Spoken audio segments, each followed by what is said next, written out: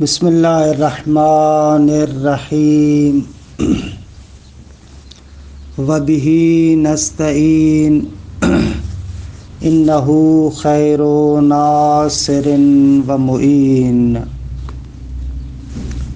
وصلی اللہ علی محمد وآلہ الطاہرین۔ الحمدللہ، پروردگار عالم کے لطف و کرم سے ہماری گفتگو بدایت الحکمت کے اندر ہے۔ گزشتہ جلسے میں بدایہ کی چوتھی فصل کے بارے میں آپ کی خدمت میں مطالب عرض ہوئے۔ خلاصہ کلام یہ ہوا کہ چوتھی فصل کے اندر ایک لحاظ سے آپ کہہ سکتے ہیں کہ مرحوم علامہ طباطبائی رحمۃ اللہ علیہ نے حرکت کے بارے میں 3 طرح کے معانی ذکر کیے۔ معنی اول جو حرکت کا تھا کہ عرض ہوا کہ اسے حرکت توسطی کہتے ہیں۔ حرکت توسطی در حقیقت حرکت کی وہ تحلیل اور وہ بیان ہے جس تحلیل اور بیان کو ابو علی سینا مانتے ہیں، اور ان کا ماننا ہے کہ خارج کے اندر حرکت کا یہ والا معنی موجود ہے، یعنی جو شے خارج میں حرکت کے عنوان سے ہم جانتے ہیں وہ یہی حرکت توسطی والی تحلیل ہے۔ عرض کیا کہ حرکت توسطی یعنی ایک شے کا مبدا اور منتہا کے مابین ہونا، کون الشیء بین المبدأ والمنتہا۔ البتہ مبدا اور منتہا کے مابین اور درمیان ایک بے قرار، ناآرام، رواں دواں حقیقت موجود ہو۔ آسان لفظوں میں اگر آپ اس حرکت توسطی کو کہنا چاہیں تو ایک شے کا اپنے مسیر کے اندر ہونا، راستے کو طے کرتے ہوئے اپنے مسیر کے دوران، اس کو ہم حرکت توسطی کہتے ہیں۔ حرکت توسطی میں ہماری نگاہ یہ ہے کہ ایک شے ابھی راستے میں ہے، یعنی چل رہی ہے، اس کو حرکت توسطی کہتے ہیں۔ اگر آپ اس کو اور زیادہ ایک سادہ مثال کے ذریعے سے سمجھنا چاہیں تو آپ فرض کریں چھت پر جائیں، آپ کی بلڈنگ ہے، ماشاءاللہ 7 منزلہ بلڈنگ ہے، اور آپ اپنی بلڈنگ کی چھت پر جاتے ہیں۔ دیکھیں، آپ جیسے ہی چھت پر کھڑے ہو جائیں اور آپ کے ہاتھ میں کوئی پتھر وغیرہ ہو، آپ اس پتھر کو چھت سے چھوڑیں، وہ پتھر کہاں جائے گا؟ وہ پتھر زمین کی طرف آئے گا۔ اچھا، جیسے ہی ابھی تک پتھر آپ کے ہاتھ میں ہے، وہ پتھر راستے میں نہیں ہے، مبدا اور منتہا کے مابین نہیں ہے، ابھی تک آپ کے ہاتھ میں، لہذا وہاں پر حرکت بھی نہیں ہے۔ یا مثلا جیسے ہی یہ پتھر زمین پر پہنچ جاتا ہے، وہاں پر بھی ساکن ہو جاتا ہے، وہاں پر بھی حرکت نہیں ہے۔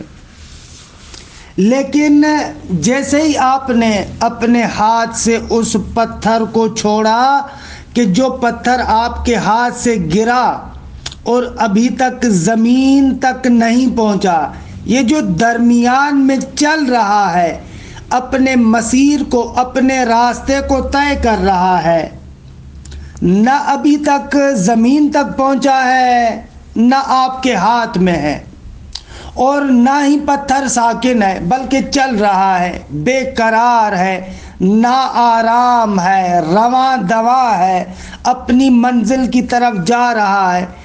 اس شے کا نام حرکت توسطی ہے۔ یہ پتھر جو آپ کے ہاتھ اور زمین کے درمیان نا آرام شکل میں رواں دواں ہے، یہ پتھر حرکت توسطی رکھتا ہے، کیونکہ مبدا اور منتہا کے مابین درمیان ایک نا آرام سی چیز ہے جو چل رہی ہے، اس کو حرکت توسطی کہتے ہیں۔ بس یہاں پر حقیقت میں ایک نقطہ سیال ہے، خط کے ساتھ تعبیر نہیں کرتے، یہاں پر تعبیر کرتے ہیں ایک نقطہ سیال، کیونکہ آپ اس کے لیے ایک حالت ثابتہ کو فرض کرتے ہیں کہ ایک شے ثابت کأنہو نا آرام طریقے سے چل رہی ہے۔ خود اس اعتبار سے ظاہر سی بات ہے کہ حرکت توسطی کے اجزاء نہیں ہوں گے، کیونکہ ایک شے کا مبدا اور منتہا کے درمیان ہونا یہ ایک حالت بسیط ہے۔ بھائی درمیان میں ہونا، درمیان میں نا آرام اور بے قرار طریقے سے ہونا یہ ایک ہی چیز ہے، خود چاہے وہ آپ کے ہاتھ کے قریب ہو گرتے ہوئے یا زمین کے قریب ہو، دونوں صورتوں میں جب وہ چل رہی ہے وہ بین المبدأ والمنتہا ہے۔ البتہ اس کے مختلف افراد آپ فرض کر سکتے ہیں، مثلا وہ جو ہاتھ کے بالکل ابھی قریب ہے وہ اس کا ایک فرد ابھی دور گیا، اس کا دوسرا فرد اور دور گیا، تیسرا فرد اور دور گیا، چوتھا فرد زمین کے بالکل قریب پہنچا، پانچواں فرد مثلا، لیکن جب تک اس درمیان میں ہے اور بے قرار اور نا آرام ہے، اس کو حرکت توسطی کہتے ہیں۔ اس کے مقابلے میں حرکت کا دوسرا معنی تھا کہ جو مرحوم صدرہ رحمۃ اللہ علیہ نے بیان کیا، وہ حرکت قطعیہ ہے۔ حرکت قطعیہ میں ایک شیء سیال کو ہم نقطہ وار تصور نہیں کرتے، بلکہ ایک خط کی شکل میں تصور کرتے ہیں۔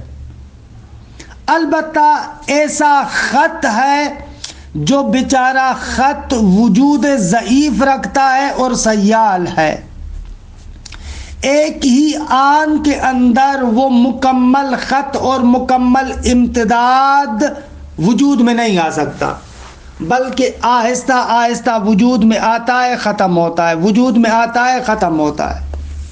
دوسرے لفظوں میں آپ کے پاس ایک امتداد سیال ہے کہ اس امتداد سیال میں سے اس کے ہر ایک حد کو جو آپ فرض کرتے ہیں، اس کی ہر ایک حد اجزاء جو مسافت کے اجزاء ہیں ان کے ساتھ مطابقت رکھتی ہے۔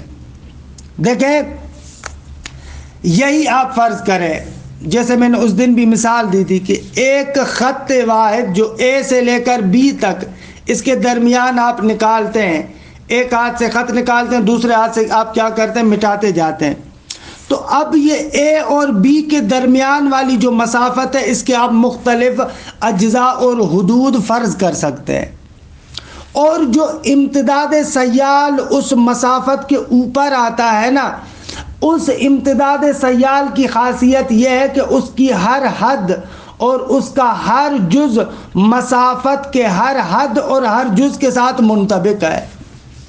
مثلا حرکت کا ایک جز مسافت کے اس پہلے جز کے ساتھ منطبق ہے، حرکت کا دوسرا جز مسافت کے دوسرے جز کے ساتھ منطبق ہے، تیسرا جز تیسرے کے ساتھ، ایسے وحلم مجران۔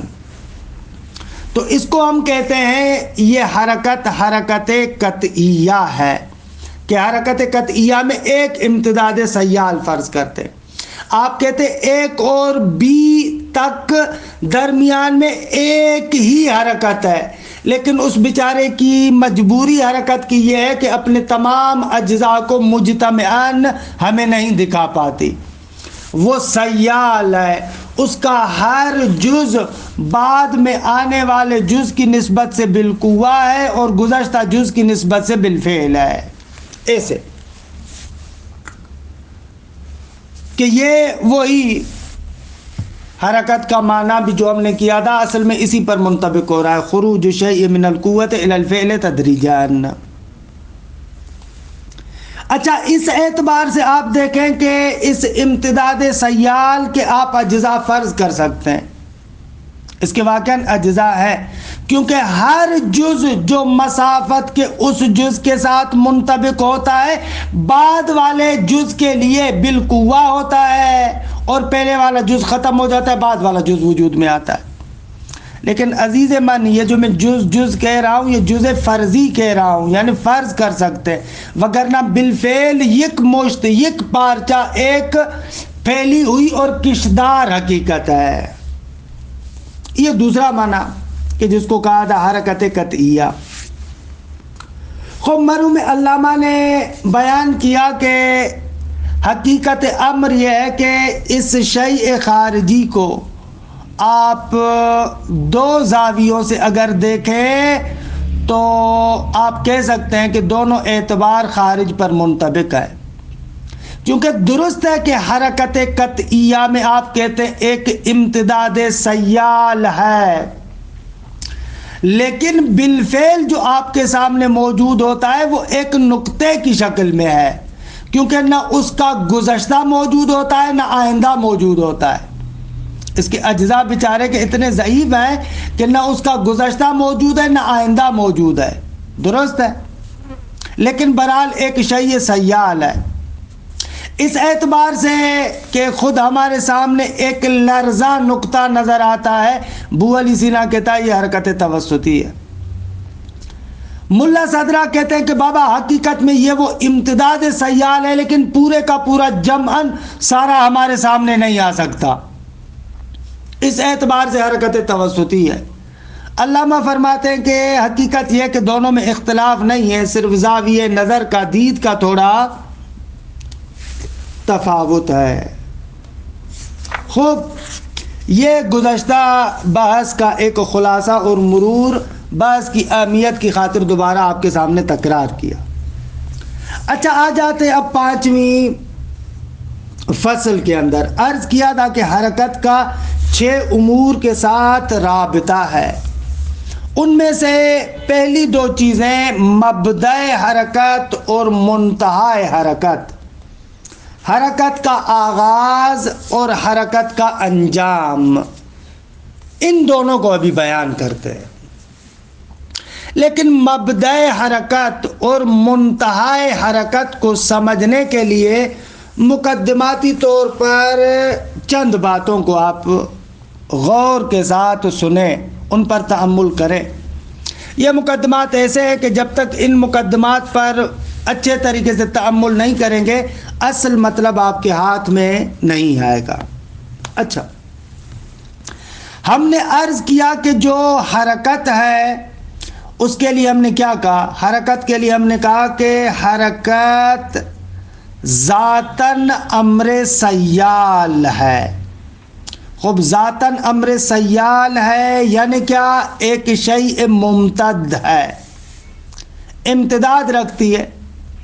خوب، جب یہ شیء امتداد رکھنے والی ہے، ممتد ہے، تو ظاہر سی بات ہے کہ حرکت کے آغاز میں بھی آپ کو ہم عرض کر چکے ہیں، چھٹے مرحلے میں بھی عرض کر چکے ہیں کہ جہاں پر بھی انقسام ہوتا ہے وہاں پر قابلیت انقسام ہے، جہاں پر بھی امتداد ہے، ایک شے ممتد ہے، کشدار ہے، وہاں پر آپ تقسیم کو مطرح کر سکتے ہیں۔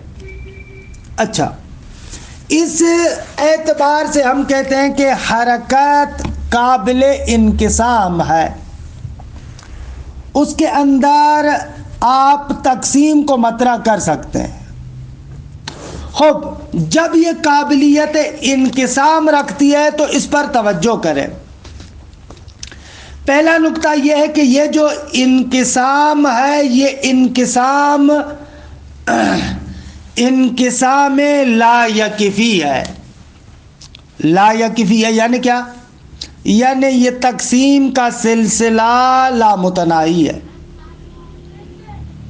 آپ کوئی بھی امتداد کا جز فرض نہیں کر سکتے مگر یہ کہ وہ قابل تقسیم ہوتا ہے، یعنی جز لا یتجزا یہاں پر نہیں ہے۔ آپ ایسے جز تک رسائی پیدا نہیں کر سکتے کہ دیگے وہ قابل تقسیم نہ ہو، نہ، اصلاً امتداد کی خاصیت یہ ہے کہ جہاں پر بھی امتداد ہوگا وہاں پر لامحدود تقسیم ہوتی ہے، درست ہے آقا؟ خوب، انقسام قار کے اندر تو ہم نے آپ کو مثال دی تھی کہ مثلاً جیسے جسم کی سطح ہے یا جسم کے لیے جو آپ طول فرض کرتے ہیں، خوب وہ طول اس کے اندر انقسام کی صلاحیت ہے، آپ اس کو 2 ٹکڑوں میں تقسیم کریں، پھر 2 کو 4 میں، 4 کو 8 میں، 8 کو 16 میں، ایسے تقسیم کرتے جائیں کرتے جائیں کرتے جائیں، یہ تقسیم ختم نہیں ہوگی۔ ہو سکتا ہے خارجی طریقے سے وہ ذرہ اتنا چھوٹا بن جائے کہ جس کو آپ تقسیم نہ کر پائے، لیکن وہاں پر بھی انسانی وہم اس کو تقسیم کرتا ہے، کہتا ہے کیونکہ امتداد ہے لہذا قابل تقسیم ہے۔ اگر وہم کے ذریعے سے بھی آپ تھک جائیں تو آپ کلی قانون کی شکل میں کہتے ہیں کہ آگا جہاں پر بھی امتداد ہو اس کے 2 طرف ہوں گے، جیسے ہی آپ نے کہا 2 طرف ہے تو ایک طرف اور دوسرے طرف میں آپ نے اس کو تقسیم کر دیا۔ تو یہاں پر بھی اسی طریقے سے کیونکہ حرکت کے اندر انقسام پایا جاتا ہے، لہذا حرکت کو آپ جتنا تقسیم کریں گے اس کے جس جز پر ہاتھ رکھیں گے وہ جز دیگے قابل تقسیم ہے۔ حرکت کا کوئی بھی ایسا جز آپ فرض نہیں کر سکتے کہ جو قابل انقسام نہ ہو، کیونکہ اگر وہ قابل انقسام نہیں ہوگا یعنی اس میں تدریجیت نہیں ہوگی، وہ دفعی الوجود ہوگا۔ اگر دفعی الوجود ہوگا تو دیگه حرکت نہیں ہوگی، کیونکہ حرکت کے بارے میں ہم نے کہا اس میں تدریجیت ہے، امتداد ہے، ایک امر سیال ہے۔ جہاں پر تدریجیت ہے، امر سیال ہونا ہے، امتداد ہے، تو وہاں پر آپ کسی بھی ایک ایسے جز تک نہیں پہنچ سکتے کہ جو قابل تقسیم نہ ہو۔ لہذا حرکت کے اندر آپ جتنے بھی اجزاء فرض کریں، جس جز پر آپ ہاتھ رکھیں گے وہ جز دیگے پھر قابل تقسیم ہوگا۔ اچھا، یہ پہلا نقطہ کہ پس حرکت کے اندر کوئی ایسی حد آپ فرض نہیں کر سکتے کہ جس میں تدریجیت نہ ہو۔ خود تدریجیت نہ ہو یعنی کیا؟ یعنی قابل انقسام نہ ہو، نہ جو بھی آپ فرض کریں گے وہ قابل انقسام ہے۔ یہ پہلا نقطہ۔ دوسرا نقطہ یہ کہ یہ جو ہم حرکت کے اجزاء آپ کو کہہ رہے ہیں، اجزاء آغا یہ اجزاء بالفعل نہیں ہے، بلکہ یہ اجزاء بالقوہ ہے، اور بالقوہ سے بھی یہاں پر مراد یہ ہے کہ اس امتداد میں یہ قابلیت ہے کہ تقسیم ہو سکتا ہے۔ جیسے کہ جسم کے بعد میں ہم عرض کر چکے ہیں، جسم کے بارے میں جو مختلف اقوال ذکر کر رہے تھے وہاں پر ہم نے عرض کیا تھا کہ جسم قابل انقسام ہے، بالفعل اس کے اجزاء نہیں ہیں بلکہ اس کے اندر قابلیت ہے۔ ایسے ہی عیناً حرکت کے بارے میں بھی کہتے ہیں کہ حرکت کے جتنے اجزاء یا آپ حدود فرض کرتے ہیں وہ انقسام بالقوہ ہے، یعنی حرکت کیونکہ امتداد ہے اس میں صلاحیت ہے، وگرنہ حقیقت میں جو شے بالفعل ہمارے پاس موجود ہے وہ یک پارچہ ہے، امتداد ہے، متصل ہے، ٹکڑے ٹکڑے نہیں ہے۔ لہذا حرکت متعدد نقطوں سے نہیں بنی بلکہ پلین، متصل، یک پارچہ، ایک ممتد شے ہے۔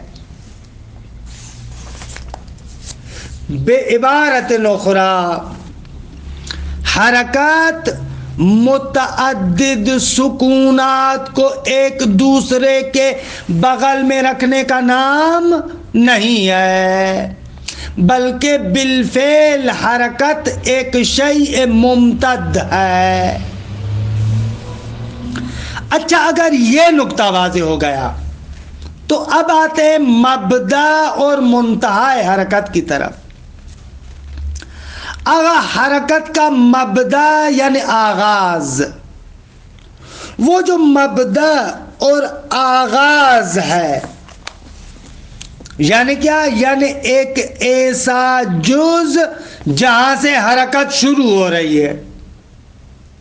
اچھا، وہ جز جہاں سے حرکت شروع ہو رہی ہے وہ جزء لا ينقسم ہے. جہاں سے حرکت کا آغاز ہو رہا ہے نا، وہ جہاں سے آغاز ہو رہا ہے، جہاں سے چل رہی ہے حرکت، وہ دیکھیں قابل تقسیم نہیں ہوتا.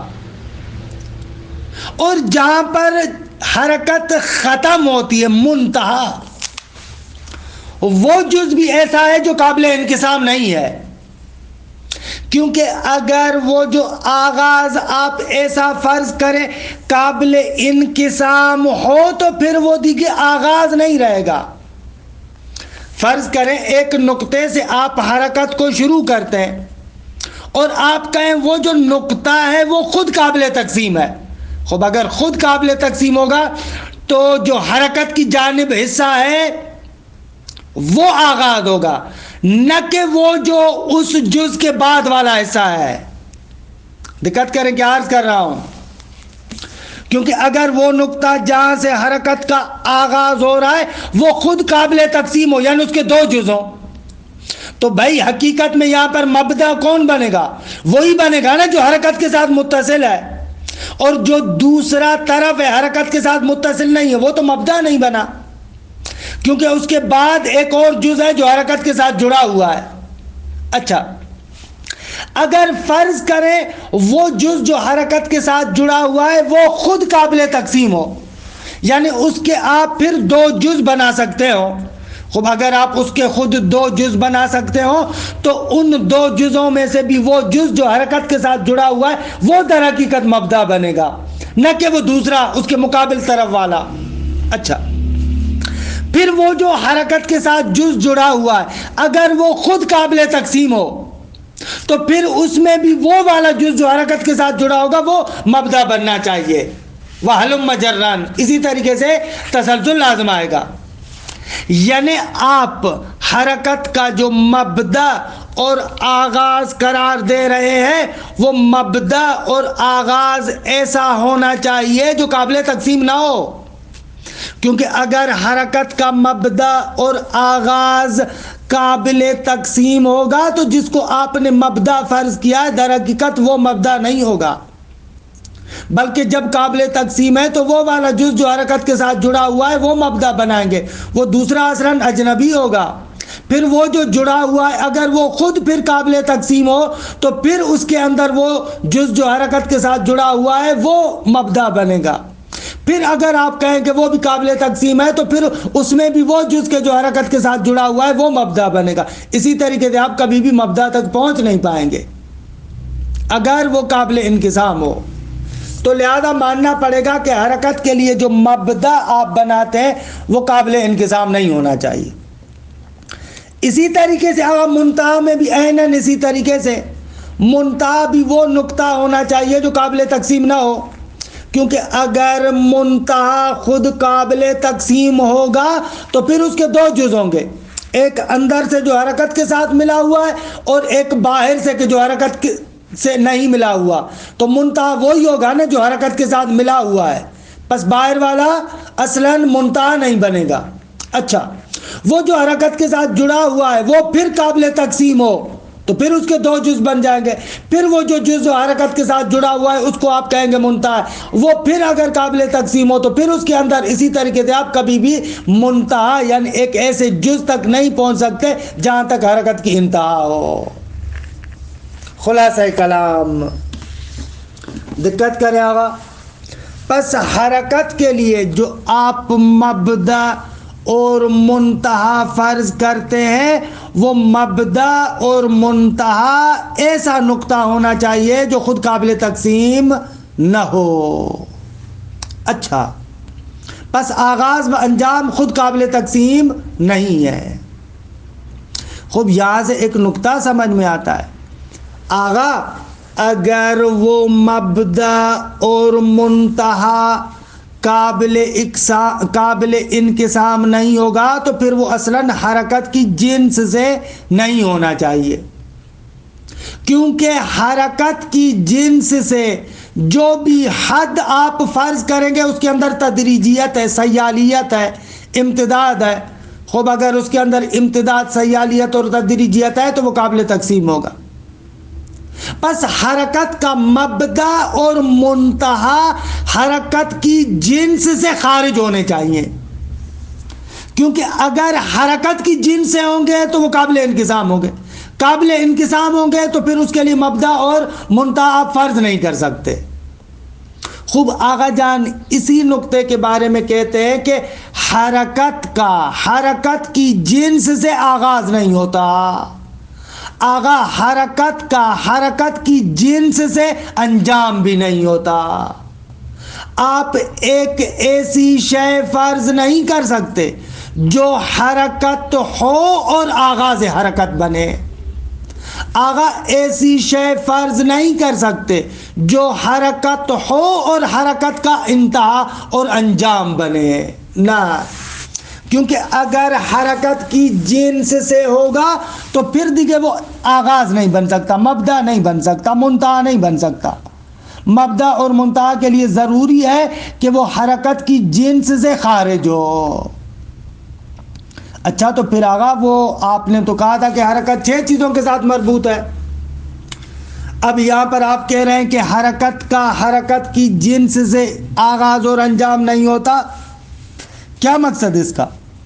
یہ تو آپس میں تعارض ہو رہا ہے۔ ایک طرف سے آپ کہتے ہیں حرکت کے لیے مبدا اور منتہا ہونا چاہیے، آپ پہلے بیان کر چکے، اب یہاں پر آپ ذکر کر رہے ہیں کہ حرکت کی جنس سے نہ مبدا ہے نہ منتہا ہے، خود حرکت کی قبیل سے اس کا آغاز اور انجام آپ فرض نہیں کر سکتے، کیونکہ اگر وہ خود حرکت ہوگا تو اس میں تدریجیت ہے، خود تدریجیت ہے تو امتداد ہے، امتداد ہے تو سیالیت ہے، سیالیت ہے تو خودی کے قابل انقسام ہے، پس مبدا نہ شد منتہا نہ شد، ان دونوں چیزوں کو کیسے جمع کریں گے؟ کہہ رہے ہیں کہ ان دونوں کا جمع اس طریقے سے ہے کہ وہ جو ہم نے وہاں پر کہا تھا کہ حرکت کا آغاز بھی ہوتا ہے اور انجام بھی ہوتا ہے، نہ یہ کہ حرکت کی جنس سے، بلکہ آغاز اور انجام حرکت کی جنس سے خارج ہوتا ہے۔ بعبارت اخری، حرکت کا آغاز ایک ایسی شے سے ہوگا جو قوہ محض ہے، یعنی اس کے اندر تدریجیت نہیں ہے، اور حرکت کی انتہا ایسی چیز پر ہوگی جو فعلیت محض ہے، یہ کہنا چاہ رہے ہیں۔ یعنی حرکت کا ایک طرف سے آغاز اس سے ہوگا جو قوہ محض ہے کہ آگے چلے، قوہ ہو بعد والی فعلیت کے لیے، درست ہے، وہ قوہ خود حرکت کا جز نہیں ہے، اور جہاں پر رک جاتی ہے حرکت یعنی وہ فعلیت ہے، وہ والی فعلیت بعد والی چیز کے لیے، بعد والے جز کے لیے بالقوہ نہیں ہے، فعلیت محض ہے، یہ عرض کرنا چاہ رہے ہیں اس بحث کے اندر۔ دیکھیں عبارت کو آگا، الفصل الخامس فی مبدأ الحرکت و منتہاہا، فرماتے ہیں 5ویں فصل حرکت کے مبدا اور منتہا کے بیان میں۔ لیکن عرض ہوا کہ ہماری پوری بحث کا خلاصہ یہ ہوا کہ حرکت کا مبدا حرکت کی سنخ اور حرکت کی جنس سے نہیں ہوتا، حرکت کا منتہا حرکت کی سنخ اور حرکت کی جنس سے نہیں ہوتا۔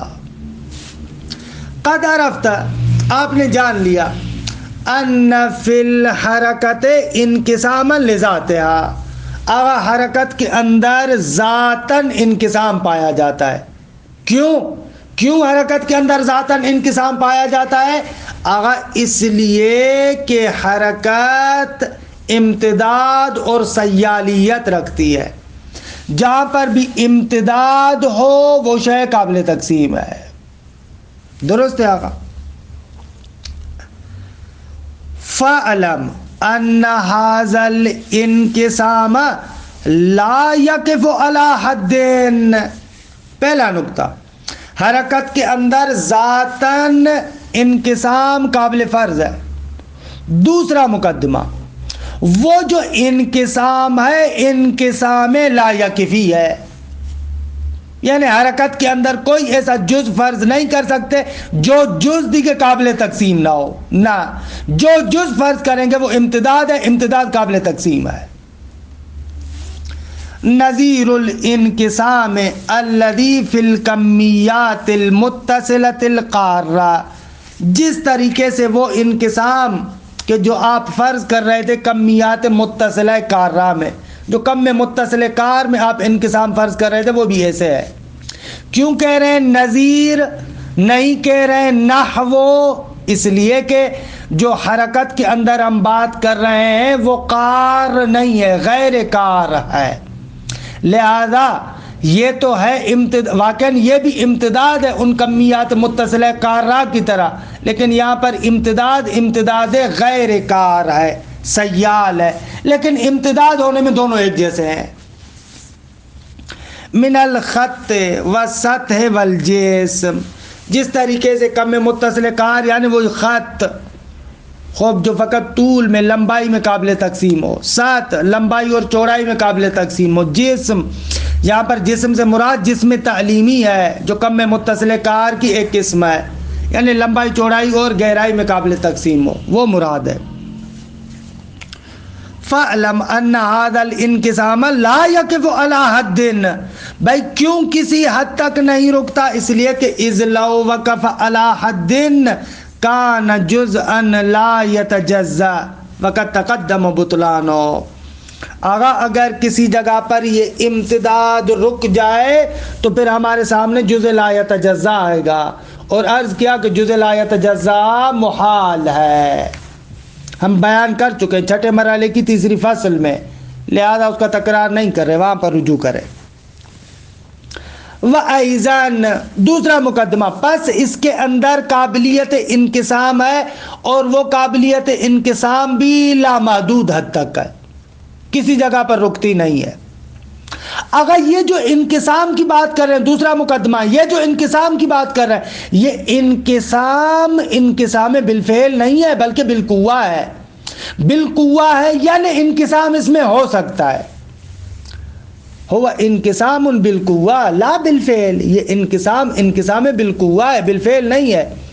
اذ لو کان بالفعل بطلت الحرکہ، کیونکہ اگر وہ انقسام بالفعل ہو یعنی وہ جو آپ جز فرض کریں گے اس میں تدریجیت نہ ہو، یعنی دفعی ہو، خوب اگر وہ جز دفعی الحصول ہو تو دفعی الحصول اجزاء کے مجموعے سے تو حرکت نہیں بنے گی، حرکت کی تو ذات میں تدریجیت پوشیدہ ہے۔ اذ لو کان بالفعل بطلت الحرکہ، اگر وہ انقسام بالفعل ہو تو وہ جو جزء بالفعل ہے وہ دفعی ہوگا نہ کہ تدریجی ہوگا، خوب دفعی ہوگا تو حرکت ختم ہو جائے گی۔ لِانتہاء القسمت الى اجزاء دفعیت الوقوع، اس لیے کہ یہ جو تقسیم ہے بالآخر ان اجزاء تک جا کر رکے گی کہ جو اجزاء دفعی الوقوع ہے، اور حالانکہ حرکت دفعی الوقوع نہیں ہے بلکہ تدریجی الوقوع ہے۔ وَبِذَلِكَ يَتَبَيَّنُ، اگر ان دونوں مقدمات کو آپ نے جان لیا تو یہ نقطہ آپ کے لیے روشن ہو جائے گا کہ انہو لا مبدأ للحرکت ولا منتہا لہا، آغا حرکت کا نہ تو آغاز ہے نہ ہی انجام۔ عجب، وہاں پر ذکر کیا کہ حرکت میں 6 چیزوں کا ہونا لازمی ہے، ان میں مبدأ اور منتہا ہے، اور یہاں پر کہتے ہیں کہ حرکت کا مبدأ اور منتہا نہیں ہے۔ خب یہ کیا بات ہے؟ جواب، یہ جو ابھی ہم کہہ رہے ہیں حرکت کا مبدأ اور منتہا نہیں ہے، یعنی حرکت کے اپنے سنخ اور اپنی جنس سے ایک شے ایسی ہو جو حرکت کی جنس سے ہو، وہ حرکت کے لیے مبدأ نہیں بن سکتا۔ مبدأ یعنی سر آغاز، جہاں سے شروع ہو رہا ہے، خب اگر وہ خود حرکت ہے یعنی قابل تقسیم ہے، قابل تقسیم ہے یعنی اس کے جز ہو سکتے ہیں، 2 جز بنیں گے، خب جب 2 جز بنیں گے تو پس وہ ایک شے مکمل طریقے سے سر آغاز نہیں بنے گی، لہذا لہذا حرکت کی جنس سے نہ مبدا ہے نہ منتہا ہے۔ اچھا، یہاں پر ملا صدرہ نے اپنے مباحث میں ایک اچھا نقطہ ذکر کیا ہے۔ اصلاً یہ کلی قانون ہے، کوئی بھی طبیعت ہو خود اپنی طبیعت کے اعتبار سے پایان پذیر نہیں ہوتی۔ کوئی بھی طبیعت ہو وہ خود اپنی طبیعت سے، خود اس کی اپنی طبیعت کے اعتبار سے اس کا منتہا نہیں ہوتا۔ حتیٰ مثلاً خط، اگر جو خط ہے امتداد طولی، اس خط کا امتداد طولی کا خود خط کی جنس سے پایان نہیں ہوتا، بلکہ آپ کہتے ہیں خط کا پایان نقطہ ہے، وہ جو نقطہ ہے وہ خود خط نہیں ہوتا۔ درست ہے آقا؟ اسی طریقے سے تمام طبیعتوں میں، تمام چیزوں میں ایسے ہے کہ خود اس شے کے اعتبار سے اگر دیکھا جائے تو خود اس شے کے اعتبار سے اس کا پایان نہیں ہوتا۔ کہ ملا صدرہ اسی نقطے سے، اسی بات سے فائدہ لیتے ہیں۔ جلد ششم اسفار میں چھٹی جلد جو اسفار کی ہے وہاں پر استفادہ کرتے ہوئے بیان کرتے ہیں کہ وجود، خود سنخ وجود کو مد نظر رکھیں تو اس میں محدودیت نہیں ہے۔ خود وجود کے اعتبار سے پایان نہیں رکھتا، بلکہ وجود کی جو محدودیت ہے خود وجود کی طبیعت سے ہٹ کر کسی اور چیز کی وجہ سے اس میں محدودیت اور پایان پذیری پوشیدہ ہے، اور وہ شے ماہیت ہے۔ یعنی اگر فقط سنخ وجود کو دیکھا جائے تو سنخ وجود کے تمام شدنی نیز وجود کے اندر جو محدودیت ہے وہ محدودیت اس ماہیت کی وجہ سے ہے۔ ہاں، کیونکہ ہر شے کی خود اپنے سنخ سے، جو خود ہے خود اس کی اپنے سنخ اور اپنی طبیعت سے پایانی نہیں ہوتی۔ یہی نقطہ یہاں پر بھی ہے۔ بذالک یتبین، اسی مطلب سے روشن ہوا کہ انہ لا مبدأ للحرکت ولا منتہا لہا، اگر حرکت کے لیے نہ مبدأ ہے نہ منتہا ہے۔ بمعنی، خود واضح کریں، مبدأ اور منتہا نہیں ہے، یعنی کیا؟ یعنی اس طریقے سے بمعنی الجزء الاول، حرکت کا ایسا جزء اول کہ الذی لا ينقسم من جہت الحرکہ، جو حرکت کے اعتبار سے قابل تقسیم نہ ہو۔ ایسے حرکت کا جز فرض نہیں کر سکتے، کیونکہ حرکت کا جز ہے یعنی امتداد رکھتا ہے، امتداد رکھتا ہے یعنی قابل تقسیم ہے۔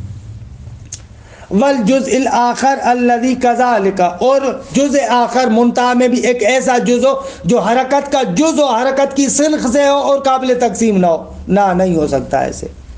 لما عرفت آنفا، اس لیے کہ ابھی آپ نے جانا کہ ان الجزء بهذا المعنى دفعی الوقوع غیر تدریجیہ، اس لیے کہ جز اس معنی میں کہ جو قابل انقسام نہ ہو وہ دفعی الحصول ہوگا، اس میں تدریجیت نہیں ہوگی۔ خب جب اس میں تدریجیت نہیں ہے تو فلا ينطبق علیہ حد الحرکہ، اس پر حد حرکت کی حد اور تعریف منطبق نہیں ہوگی۔ کیوں بھائی؟ اس لیے کہ لأنها تدریجیت الذات، اس لیے کہ حرکت تدریجی ذات ہے۔ اچھا آغا آپ کہہ رہے ہیں کہ حرکت کی سنخ سے نہ مبدا ہے نہ منتہا، اور پہلے کہہ چکے حرکت کے لیے مبدا اور منتہا کا ہونا ضروری ہے، یہ تو باتوں میں تضاد ہو گیا۔ جواب دیتے ہیں نہ، تضاد نہیں ہے۔ وَأَمَّا مَا تَقَدَّمَ، اور وہ جو ہم نے پہلے کہا تھا کہ ان الحرکت تنتہی من الجانبین الی قوت لا فعل معها وفعل لا قوت معه، کہ حرکت کے لیے ضروری ہے دو طرفوں کا ہونا، کہ ایک طرف سے قوہ محض ہو کہ جس کے ساتھ فعلیت نہ ہو، اور دوسری طرف سے فعلیت ہو کہ جس کے ساتھ قوہ نہ ہو، یعنی اس کے لیے مبدا اور منتہا ہونا چاہیے۔